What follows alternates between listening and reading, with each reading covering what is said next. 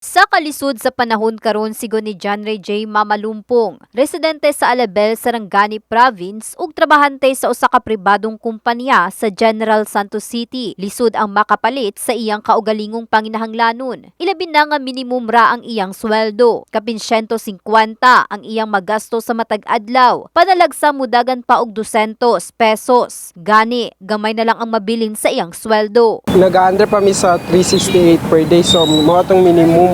So sa minimum is makuan pa dira, mabawas pa ang pamasahe, ang pagkaon sa lunch break and merienda. Kapra sa ko ma'am, gikan pa ko sa Alabel nya, ang ako ang almost 150 ang ako ang magasto every day sa akong expenses. So kung ma-increase man mi, dako kay siyang tabang. Maong sa mga naglaom nga mapausbawan ng ilang sweldo, dakong good news. Kay aprobado na sa Regional Tripartite Wage and Productivity Board ang dugang daily minimum wage sa mga mamumuo sa pribadong sektor sa Soc-Sargen Region.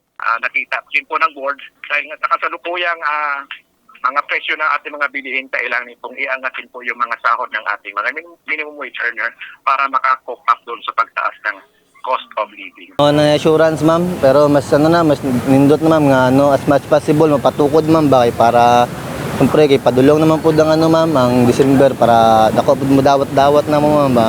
Gikan sa kasamtangang salary rate nga 368 matag adlaw sa non-agriculture sector, musaka na kini sa 403 sa agriculture, service, retail sector. Gikan sa 347, karon musaka na sa 383 ang matag adlaw nga sulan. Good news man kini alang sa mga nice gutan. Bad news sab kini sa mga negosyante nga hangtod karon wala pa makabawi sa ilang negosyo. Sama na lang ni Michelle Academia. Sa karon alternate na lang ang pagtrabaho sa iyang mga trabahante. Gumikan sa minus pa ang kita ug nagkalisod pa kini sa pagpasweldo. Ang salon since seasonal lang man gyud ang ato ang kuan ang dagan sa business sa salon, so maglisod jud ang pareha sa ako ang salon owner kanang i-cover up ang aning case kung if ever man nga gikuan naman gyud na siya. Na-approve naman jud.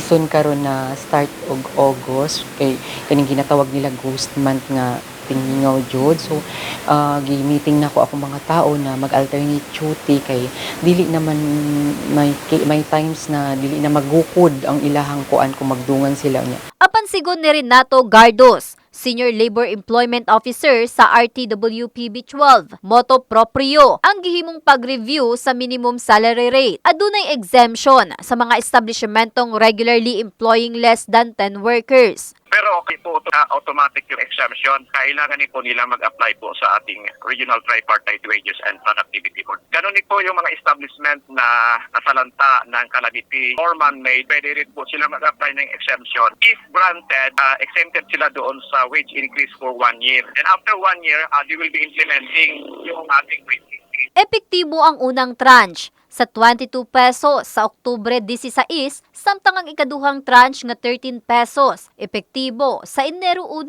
tuig 2024. In the heart of changing lives, kini si Russell Jean Mantile sa Brigada News Gensan, Brigada News.